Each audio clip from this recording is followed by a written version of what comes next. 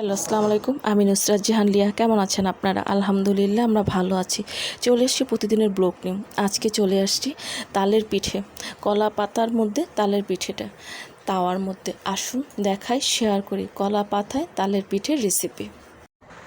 নেওয়া হয়েছে আতপ চাউলের গুঁড়ি। আতপ চাউলের গুঁড়িটা অনেকটাই নেওয়া হয়েছে। দেওয়া হচ্ছে লবণ। লবণটা একটু বেশি দেওয়া হচ্ছে যেহেতু আতপ চাউলের গুঁড়িটা অনেকটা। আমি বয়সটা পরে দিচ্ছি। দিয়ে দিচ্ছে তালের রস, পাকা তালের রস, আর মাখাচ্ছে মা। কিছু কিছু জিনিস রান্নার সময় মা কিন্তু আমাকে অনেকটাই হেল্প করে দেয়। তালের রস, আতপ চালের গুঁড়ি, লবণ দিয়ে ভালো করে মাখানোর পর দেওয়া হচ্ছে খাবার সোডা।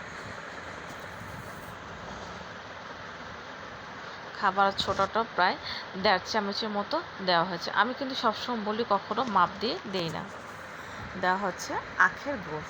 যেহেতু চাউলের গুঁড়ির পরিমাণটা একটু বেশি, তাই গুড়টাও কিন্তু একটু বেশি দিতে হবে। এখন সব কিছু ভালো করে মা মাখিয়েছে। এখনও কিন্তু পানি দেওয়া হয়নি। ভালো করে মিশানোর পর তারপরে পানিটা দেওয়া হবে। মাখানোটা হয়ে গেছে। এখন দেওয়া হচ্ছে তালের রস রাখা হচ্ছিল যে বল, সে বল দিয়ে পানি। এখন পানিটা দিয়ে ভালো করে মাখিয়ে নিচ্ছে। একদম ভালো করে কিন্তু মাখাতে হবে, একটু যেন দানাদার না থাকে।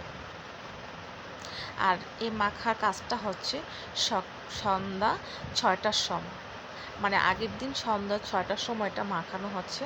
কারণ পিঠাটা ভালো করে মাখিয়ে রাখলে তারপর পিঠাটা ভালো মতো ফুলবে। তো মাখানোটা একেবারেই রেডি। ফিরে আসবো পরের দিন সকালবেলা। যেহেতু পিঠাটা পরের দিন সকালবেলা হবে, এটা আগে থেকে 7 থেকে 8 ঘন্টা এটা মাখিয়ে রাখতে হবে। ফিরে আসছি। এটা কিন্তু সন্ধে 6টার দিকে এটা মাখিয়ে রেখেছিল, আর আমি আসছি এখন পরের দিন সকালবেলা। আসুন এখন আমি বাকি কাজটা দেখিয়ে দিই। এটা একটু ভালো করে মিশিয়ে নিচ্ছি। নেওয়া হয়েছে একটা কলা পাতা। এখন এর মধ্যে দেওয়া হচ্ছে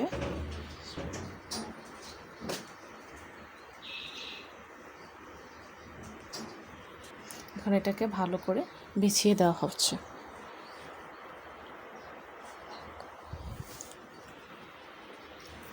ওপর থেকে দেওয়া হচ্ছে আরও একটি কলা পাতা। এরকম করেই সবগুলো পিঠে বানানো হবে। চুলের মধ্যে আগে থেকে তাওয়া বসিয়ে রাখা হয়েছিল, এখন এটা দেওয়া হয়ে গেছে। ওপর থেকে কিন্তু ঢেকে দিতে হবে। আর চুলোর আঁচটা কিন্তু মাঝারি রাখতে হবে, না হলে কলার পাতাটা পুড়ে যাবে আর পিঠেটা কিন্তু হবে না।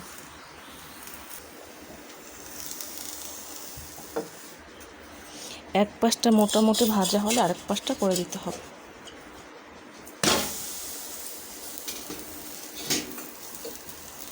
আবারও ঢেকে দিতে হবে।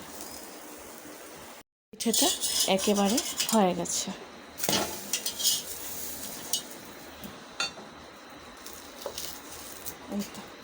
একেবারে হয়ে গেছে। আমি এরকম করে সবগুলো পিঠেকে বানিয়ে তারপর ফিরে আসব। তৈরি হয়ে গেছে তালের পিঠা। কলা পাতায় মোড়ানো তালের পিঠাটা একেবারেই রেডি। আশা করি এইরকম করে কলা পাতার মধ্যে তালের পিঠা বানিয়ে খাবেন। এটা কিন্তু আমার খুব পছন্দের একটা পিঠা। আমার প্রত্যেক বছর এইরকম করে পিঠাটা খাই।